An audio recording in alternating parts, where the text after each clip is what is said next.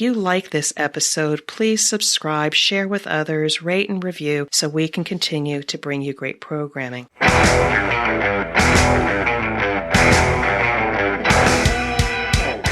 is The Thing About Cars, a podcast for car enthusiasts and the people who love them. Hello and welcome. This is The Thing About Cars. I am your host, Mickey Desai. Very happy today to be recording at the Georgia Automotive Manufacturers Association gathering here in Douglasville. Did I get that right? Is that GAMA? Is that right? Yeah. I got it right? I think that's what it is. And even better than that is my guest today is Gaby Pierre. Gaby is the strategy lead of GNEM. GNEM stands for, correct me if I'm wrong here, Georgia Network for Electric Mobility. Did I get it? That is correct. I got it. You're getting the acronyms right today. Look at that. Well, that's it. I'm done. We're finished. So what does it mean? First of all, let's start with the obvious, because my listener, I think, is not a person who is involved heavily with the finer details of manufacturing. So we on the podcast, we'll talk about anything as long as it has something to do with cars, driving, road trips. But getting a peek behind the scenes is something that I think that we need to do because there's clearly a lot here to talk about. What is GNEM? What does that mean? So GNEM is the Georgia Network for Electric Mobility. We are an industry consortium and electric mobility think tank based within the University of Georgia, which means that within our network and our partnership, we have a network of technical colleges, other public universities, as well as a network of industry partners such as automotive manufacturers, as well as battery manufacturers and other components.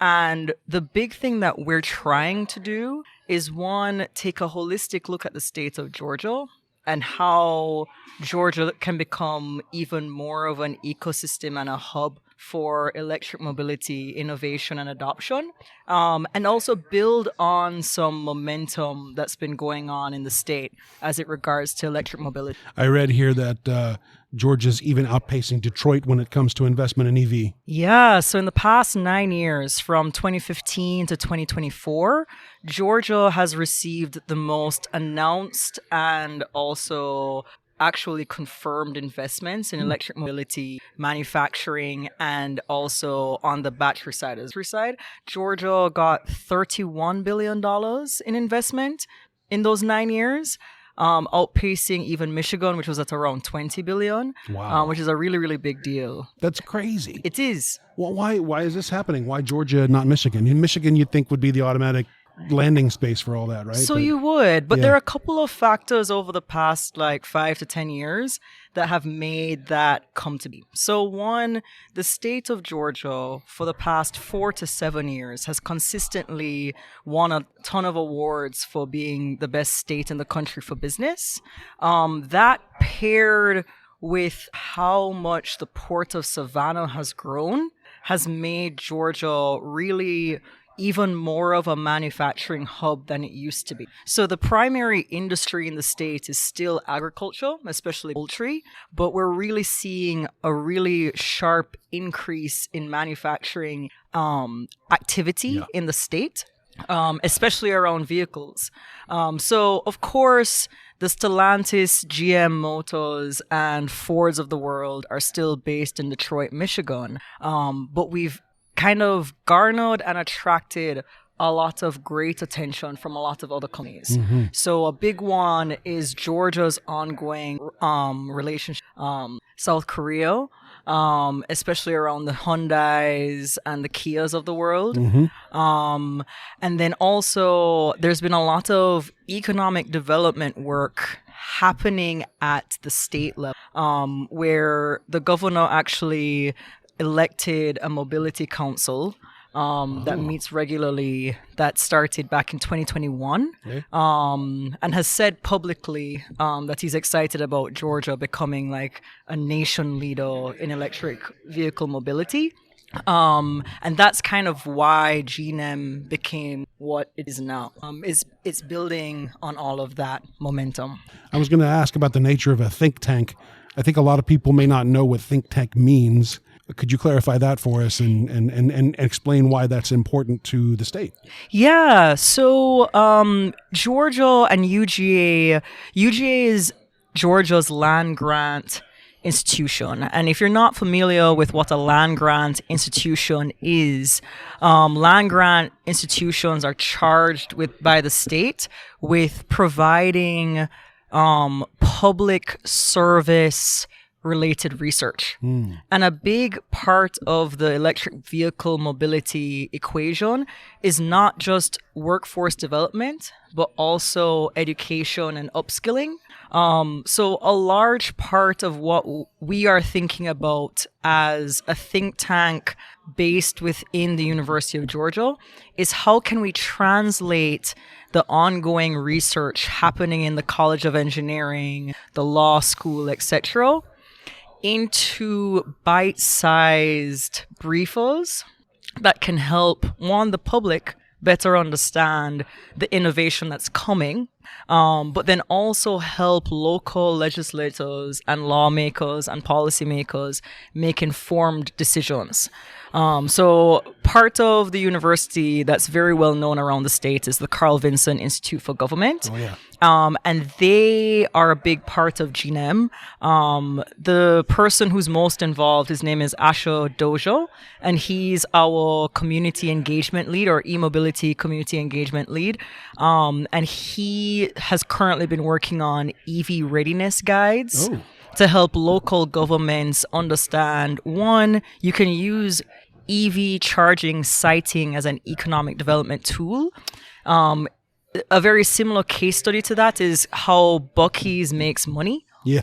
So Buc-ee's makes money not on the gas, but on what people spend when they wait for their gas to pump or because they've stopped to go use the bathroom and they buy something on the way out. Right. The economic development part of the chargers is what people do while they're waiting for their cars to charge. So there's a lot of conversations around where do you want to place an EV charger, and you need to have decided that before a company approaches you, because you want to place it in the place that you want the most economic development for your small town, county, etc. So that's part of what we're doing as a land grant institution serving the state on e-mobility topics. But the other part of this equation is that e-mobility is rapidly being innovated on and growing in prevalence around the world in a way that it has not happened in the US. So if you look at the statistics internationally, globally, Norway, for example, 90% of every vehicle sold in Norway in 2024 was an EV vehicle. 90%. 90% of the vehicles sold in Norway in 2024 were electric vehicles. I'm floored. I did not know this. Yeah. And in Mexico, the number of electric vehicles sold increased by 5x when compared to 2023 last year. Unbelievable. Yeah. And most of those vehicles were from a Chinese manufacturer called BYD. Yeah. What are we seeing in the States? I know it's going up. But so in the States currently, what's happened is that the overall share of EVs has steadily increased, and it tracks with equivalent decrease in the purchase of ICE or internal combustion vehicles. Right.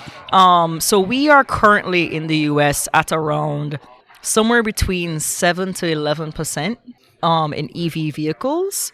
And currently, EV vehicle sales have slowed through a combination of a lot of factors. Sure. But last year, overall vehicle sales also slowed in general. So there's a weird cooling of the vehicle market right now that's a bit interesting, and we're not quite sure how that's going to play out. And it's not EV specific. It's not EV specific. It's actually largely driven by cost of living concerns, and interest rates. Because if you're buying a new vehicle, that's what most people are concerned about. The other thing as well is that vehicle prices in the US right now are actually pretty high. Oh, yeah. For a lot of reasons around supply chain, etc., that have really been persistent since supply chain issues in 2020 with the pandemic. So the vehicle industry in the US hasn't really recovered fully from those supply chain issues. Right now, though, the 2025 outlook for EV vehicle sales and overall vehicle sales actually looks good and was optimistic at the beginning of the year. If you look at some of the vehicle projections from Cox Automotive, etc. But we'll see how that holds and plays out, depending on whether interest rates hold and go down. There's a lot of implications there that we don't really know how that's going to play out yet. Yep. I have a friend. You reminded me of two things. I have a friend who drives I don't know. I think she's got a Tesla, but she and I occasionally have to go from Atlanta to Macon and back in the day. So she'll drive down to Macon, and then she'll park at a nearby charger. And like you said, she has planned out her afternoon because she knows exactly where she has to go to charge and what she can do for 20 to 30 minutes while the car is charging. And then she drives all the way back home. So you're right. It never occurred to me that the actual placement of a charging field would be critically important to the economic development of an area. Yeah. Because people are going to spend money while they're waiting. Yeah, because if you put it in a downtown where you've made sure that you have a bunch of small businesses, your friend can go get her nails done while she waits for her car to charge. That's what I do. No. You know, I've never been in the Buc-ee's. Oh, Buc-ee's is so much fun. So fun tidbit for the podcast audience is my parents came to visit from Jamaica last year and I took them to Buc-ee's. My mom loved it. My father was very confused. And that is my Buc-ee's story, if you can imagine. My father was just very confused by who was Buc-ee. Why is there... I was there while there was the mascot. I made my mom take a picture with me and the mascot. My dad was not about it. I think he finds mascots creepy. That's too funny. Yeah, good times. My friends are like, Buc-ee's, you've got to go. I'm like, it's a gas station. It's like any other gas station. Oh, it's really not. It's not? They have the cleanest bathrooms. That's what. Okay, I've heard that too. Right? Yeah. The fresh sandwiches are delightful. Really? They're delectable. As someone who's a food person, like that is good barbecue. That's saying something. Yeah, because the thing is that it's in the same tradition of gas station food either being really good or really bad. Yeah. Buc-ee's consistently has excellent gas station food because the only other gas stations that I eat their food is when you're driving to like Edisto in South Carolina and you stop at the place that has deep fried everything. So you get the deep fried squash, delicious. Yes. The fried green tomatoes and a little fried mushrooms. Oh, happiness. Anyway. Gas station food. You were so right. Yeah, it's either good or bad. They either knock it out of the park or it's terrible. Yeah. There's no in between. No. So what else do we need to tell the listening public about EVs, especially I think EVs in Georgia? I know more and more people are buying them. Yep. But like you said, the price tag for these vehicles, even all new vehicles, not just EVs, the price tag currently seems out of reach. Yeah. It's one of the reasons why I don't go out to buy a new car right now. Yeah, and it's also one of the primary reasons why EVs in the US are struggling. I think I would want to tell our listeners three main things. Three main things that are important to understand right now. Okay. One, globally, by 2030, we expect 50% of every vehicle in the world to be an EV. 50%. Yep. And that is just based on global growth of EV sales, independent of whether the US figures out its life. Because the rest of the world is outpacing us in mobility innovation. So let's talk about that for a second. Sure. I've heard that one of the speed bumps, shall we say, towards really embracing EV culture in this country is related to infrastructure. Yes. And coincidentally, battery life. Yep. So the three things that are in the way right now, it's workforce development gaps. So even if we had the infrastructure. Do we have enough people to maintain the chargers? Do we have enough people to maintain the batteries? So train mechanics to maintain the batteries. And do we have enough people to build all of the charging stations? Right now, the answer is no. Wow. Yeah. So that there's like a whole new workforce that needs to be trained in. Yes. The second big gap is an infrastructure gap, which is basically we can project how many EVs will be on the road based on different scenarios of adoption, right? But the weird part with infrastructure is that you'd basically have to build the infrastructure before it would be fully profitable. Because when you think about utilization for a gas station, right? A gas station isn't utilized 100% all the time. Like, actually, good utilization for a gas station is around 20%. Oh. Yeah. Okay. Yeah. If you're doing more than that, you are an exception to the rule. So like Buc-ee's is an exception to the rule, right? Because Buc-ee's is busy all day, every day. And that's just because it's very, very popular cult following. But most times that you drive by a gas station, if you really think about it, it's usually empty. Sure, that is true. Yeah, unless it's rush hour, right? The problem, though, is that a gas station isn't profitable at 5% utilization. But if you only had gas stations based on utilization, we wouldn't have enough gas stations. Exactly. And that is the current problem with EVs, is that we don't have enough EV stations for you to just take a long road trip if you want to. We have enough EV stations for the current cars on the road if you're in an urban area. Yep. But if you're trying to live in a rural area, probably not. If you're trying to do more than your typical 20-mile commute on a daily basis, the rural infrastructure is really the crux of the matter. The other part with the infrastructure, though, is how long it takes to develop a brand new gas station or a brand new EV charging station. So what I'm excited about is a lot of the big national players in gas stations like Pilot, Racetrack. Buc-ee's already has EV chargers. That's almost all of their locations.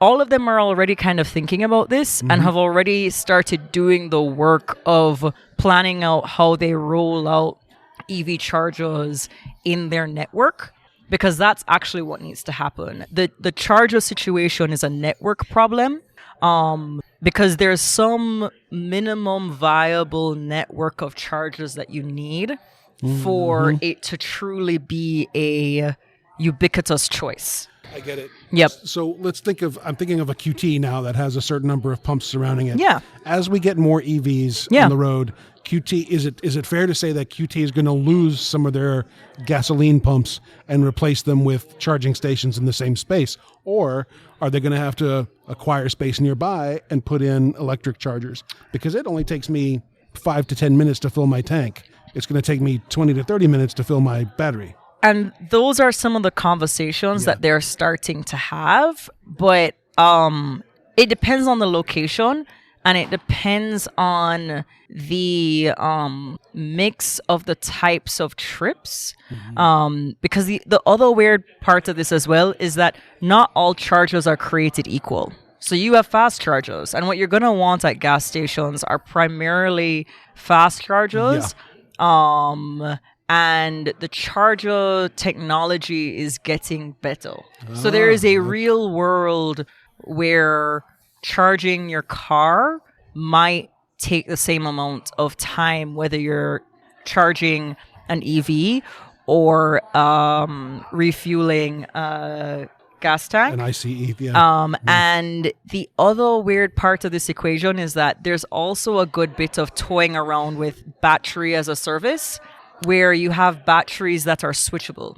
So there are a couple of Chinese companies right now where they don't have charging stations. They have battery depots. You drive in, the battery in your chassis gets switched out in 5 minutes, and you drive off with a brand new battery. And that's how they do it. You don't charge anything. If you want to charge at home, fine. Sure. But if you're on the road, you do a 5-minute switch out, and that's it. And you're done. Yeah. And Tesla has also toyed around with battery as a service as well.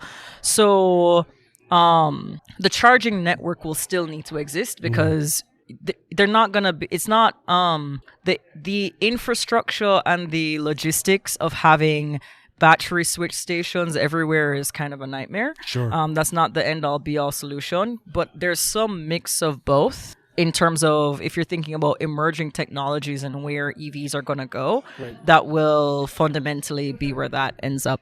Yeah. Okay. And then the last gap is the supply chain gap. Yeah. And the supply chain gap is why your cars are expensive. Yeah. Because the first two don't tell you why the cars are expensive. The last one tells you why the cars are expensive. But Gaby. Yeah. Talk to me. We're past pandemic. Yes. The ports are open. We are past pandemic, but that is not the only thing that determines supply chain costs. Why are we... Yeah. Can you break that down for us? So...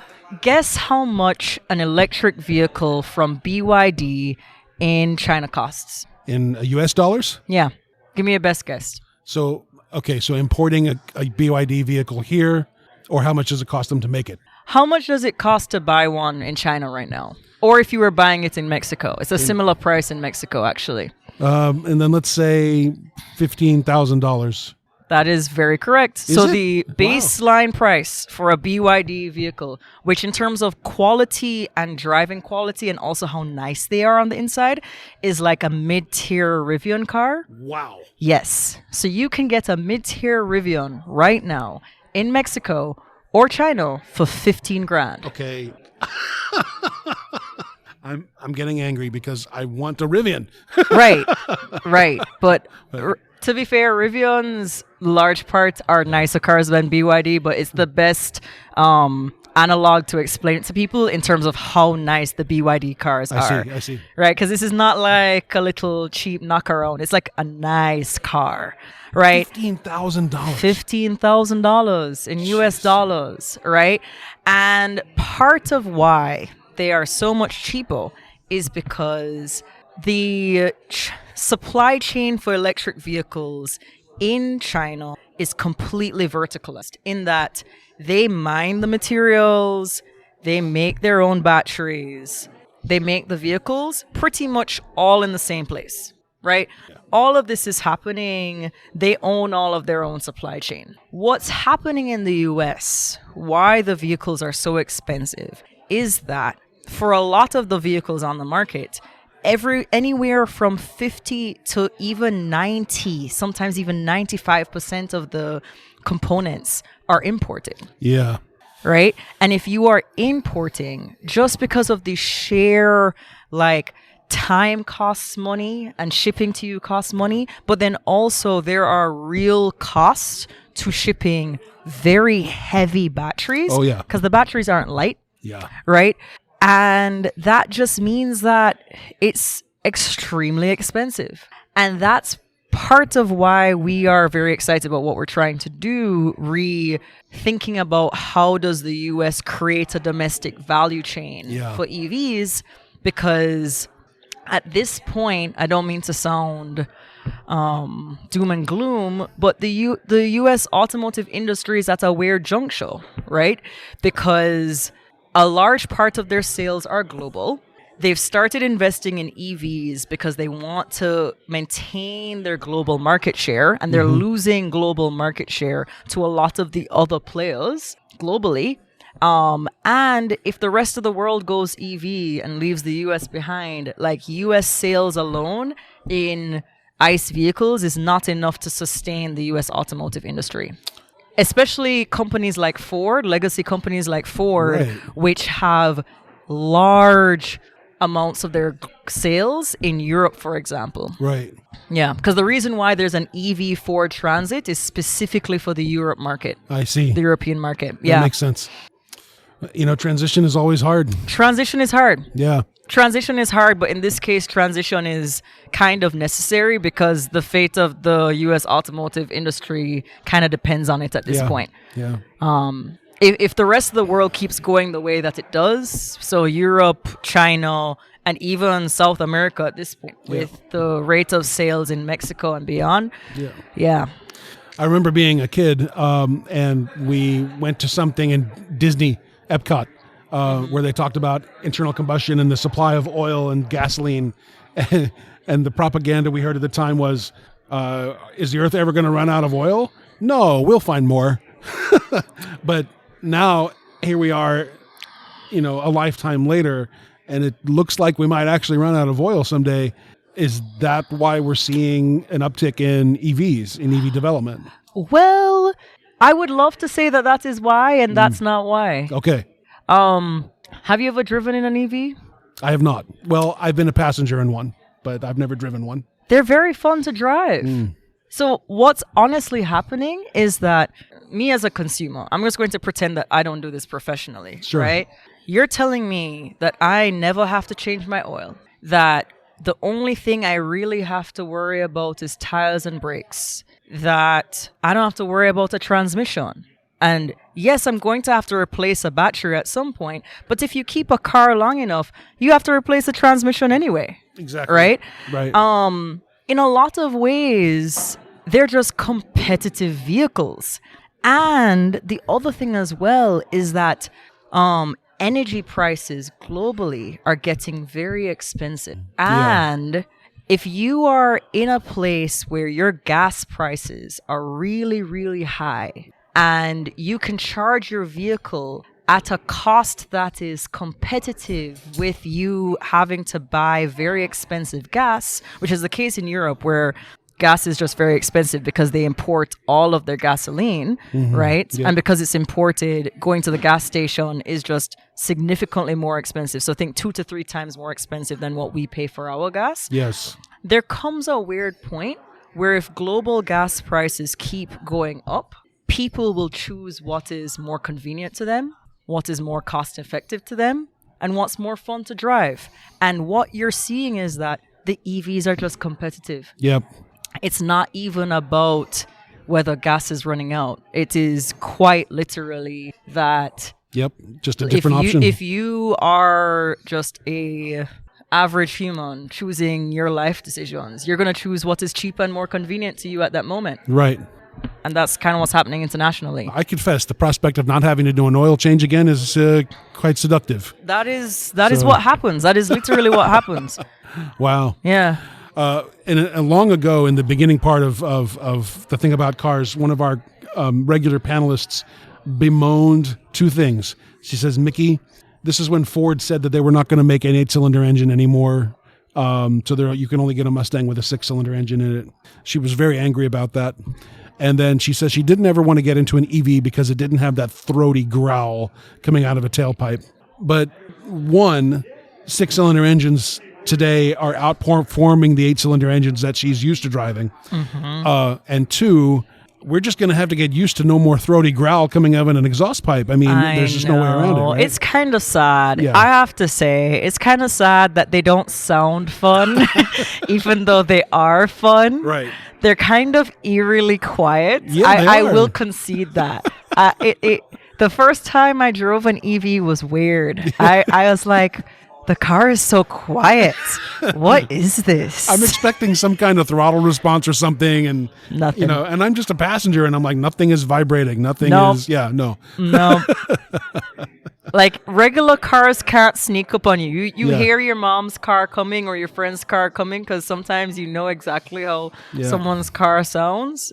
The EVs, great for sneaking up on someone, unfortunately. Well, I confess, I'm still an ICE devotee at the moment. Internal combustion has always just felt right to me, but I just need to test drive more EVs and maybe I'll change my mind. You know, I admitted to you that I don't drive an EV, and I love my little UK Sport Green Mini Cooper. Ah, yes. Very, very happy to drive her. I might consider an EV next. Yeah. I would really love the infrastructure to get better. I totally empathize with that. Because one of the places I live is in rural Alabama, and I would have no good way of charging it besides a couple of General Motors charging stations, and there's the Buc-ee's that has the charging station. So we'll see. With Nevi getting rolled out, we might get more passenger EVs. So we'll see how all of Nevi? So Nevi is a national electrification plan for passenger vehicles. So it's charging stations on the passenger side. And the NEVI plan is supposed to ensure that there are charging stations for passenger vehicles every 50 miles of American highway was basically the guidance that they had set out. Interesting. Well, as we said, transition's difficult, and I hope our Americans can manage it, and it's the way the wheel turns, I suppose. Yeah, we'll see. We'll see how it plays out. There are a lot of things that have to happen for that to play out. Gaby, if a listener wanted to learn more about the world of EVs or even GNEM, where would they go? What would they look for? So we have a website, and our website is emobility.uga.edu. In general, a good Google search is a great place to start. There's a lot of really great information out there on EVs right now. And also a lot of the OEMs, so original equipment manufacturers of EVs, have kind of test beds / demonstration places where you can go look at an EV, you can sit in one, you can sometimes test drive one. So I'd look out for those because Rivian regularly has those. Tesla used to have them. If you're on the West Coast, you can go to a Lucid one as well. Interesting. But yeah. If Rivian wants to call the thing about cars and work with us, we would love to hear that. We would love to see that happen. I'm just saying. So, Gaby, thank you very much. I'm glad we had a chance to do this conversation today, and I hope we can do another one and again in the future. This has been absolutely a delight. Of course. And we have a couple of spectators that have been rotating in and out here at the GAMA conference. Have you got a question? You want to get in on this conversation? Yeah, I can answer the questions. I'm happy to answer the questions. Hold on. I'm sorry. Get closer. Get to within like a couple inches of it. And introduce yourself and go ahead. You said about 9% the purchase in 2020. Do you know what number that is in comparison? 3 or 4 U.S. purchases? Oh, that's a good question. I could get that for you and have it by tomorrow. I was just thinking in relation. I mean, the percentages sound pretty significant, the difference, but there's also significance in the number of cars they have versus the number of vehicles that we have here. This is very, very true. Yeah. I would be interested to figure out what that is. I'm going to actually go find that and bring it back for you tomorrow because that's a number that I don't know off the top of my head. Go ahead. And myself, I'm a car enthusiast. I just rebuilt the 65 Ford Galaxy, so I'm a more traditional automobile person.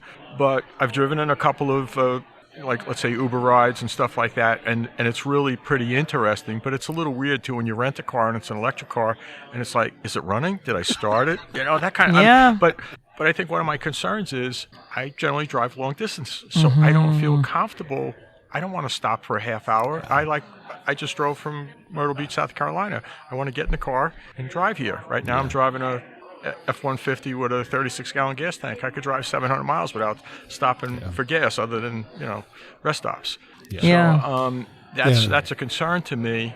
And I was at a automotive group meeting about 2 years ago, and the discussion was EV vehicle. And they discussed that EV vehicles in 3 or 4 years, so now that was 2023, are going to be significantly different. And you could see, battery technology, charging technology, but still you don't have the range and you don't have the infrastructure like you indicated. Yeah. So I think those are important factors. I mean, I would probably rather have an electric car in my garage versus having a gasoline-powered car in my garage at this point. Yeah. I mean, most cars don't have the gasoline odor anymore, but my restored car does. Yeah, definitely. Yeah, Charles, let me ask you a quick question. It's sort of a departure from our topic here. Whatever. Would you put an electric motor in the Galaxy? I don't have the knowledge to do it. I don't have the expertise. I do see that people do that. Yeah. I'm actually working with, trying to work with Scout, and so I'm following their process of bringing electric vehicles into the marketplace. But also what I'm seeing just seen recently, they had somebody that had an older Scout, and the guy decided he wanted to refurbish it, but he put an electric component conversion in. And I guess at some point those conversions will be marketed or be available for certain vehicles because they're probably pretty generic in when you think about it. It's not like Ford has the Coyote double overhead cam motor and Chevy has the LS motor. So it's I don't think it's that different. It may be transmission or something like that, but if you think about it, it's just an electric motor. And, it's like if you have power tools, for example, whether you have a table saw and you need an electric motor, or you need a bandsaw or a drill press, you just buy a 2 horsepower or 30 amp or whatever, adapt it, and you're ready to go. Yep. It's more universal, I think. Yep. Yeah. Well, the thing I've heard, and again, we're completely departing from our topic Yes. here, but the thing I've heard about the electric motor conversions is that it's fun to go from a place where you have a horsepower curve and a torque, pound torque conversion curve, to a vehicle that has maximum torque coming out of 1 RPM, and I've heard that the difference is just astonishing. I'll divert the conversation if I can for a second. Oh, So yeah. I raced go-karts for 3 different times in my life, and my Okay. last time, somebody came out and they converted a go-kart to electric technology. Yeah. And same thing with an electric vehicle. You can go from 0 to 60 like an incredible amount of speed. It was a very heavy unit, but he was trying to bring about electronic technology and I guess more environmentally friendly, but it was pretty interesting. So what is the question we're going to try to answer for you? Oh, yes. Your question was about range. The good thing about range right now is that today we have the technology for 500 to 600 miles per charge range. The most current BYD vehicles in China on the market, yes. Really? Those have over 500 range. And there are a couple of vehicles that are coming in 2025 and 2026 that will have that kind of range from the US market. Mostly because the technology of the batteries are changing. They're changing from the regular lithium batteries. They're doing some solid state batteries as well. Okay. And there's also some graphite batteries as well that Interesting. they're experimenting with. But the battery, what we call it is battery density. So the amount of charge that you can get on any one battery charge sitting, they call that battery density over time. Interesting. And Okay. battery density is supposed to get better over time with new technologies that we already know about. When you said battery density, I had a different thought. I was thinking of how much power a battery produces versus its weight. Yes. So in other words, output. That to me, that's what it sounded And like. that's also correct. It's like the batteries are going to get better in terms of range, but also smaller. How much charge per pound can I get? Yeah, and lighter too. Yeah. Because the biggest problem, previously to what I do now, I used to do most of my work in commercial conversion. So thinking about how we take diesel trucks and commercial vehicles to zero emissions, whether hydrogen fuel cell or electric vehicles. And the biggest concern from like the American Trucking Association, etc., was on truck weights and vehicle weight limits that vary by state but are very concerning, and how much of your allowed vehicle weight gets taken up by the battery weight. So a big conversation was around battery density, both on like range and also can we get them smaller and more importantly lighter, so that we're not eating up some of the allowable weight for commercial vehicles, because it eats into how much of a load. It eats into the profits. Yeah. You carry less loads, so Can you only can't- do half loads or partial loads instead of full loads. Yeah. I'm reminded of for passenger vehicles, for like the stuff for civilian consumption. I'm reminded of Popular Mechanics magazines I used to see in the early '80s, and it would be a pickup truck with 3 axles, or a car, even like a station wagon with 3 axles, and the 2 axles in the back were not for power or stability. It was to spread out the load of a battery. Yep. So now you have less pounds per axle, or fewer pounds per axle, I should say. And I wonder if that will become a reality for us as well. But Yeah. Yeah. I'm not a scientist. Yeah.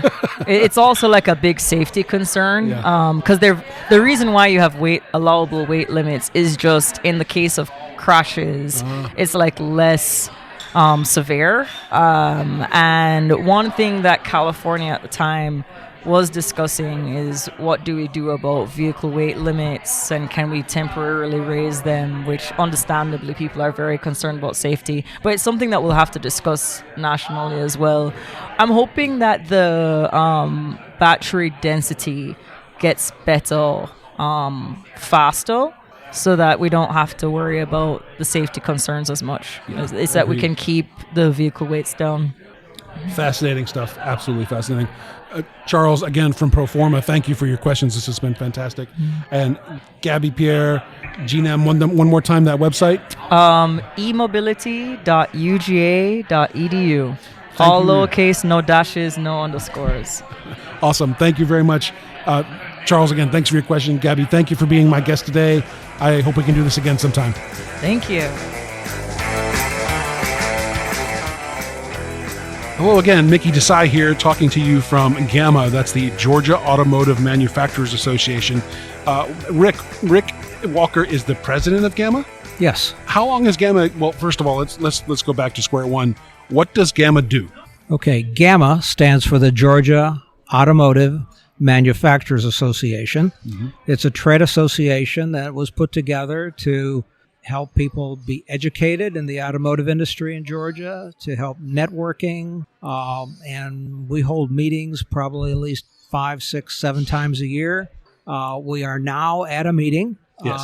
That's a meeting that's, we call it our Technology and AI Summit, and we do those meetings of this type probably 3-4 times a year. AI Summit. I'm going to have a question about that in a minute. Okay. So we're at this meeting. I understand what GAMA does. How many people are you expected to see throughout the course of the weekend? We're probably going to have about 62 to 65 people here tomorrow. I say weekend. It's the middle of the week. I don't know what I'm saying. Yeah.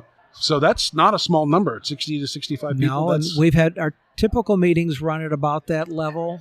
We've had meetings that are larger. We had a couple meetings last year that were about 120 people. We also coupled that with a tour. Yeah.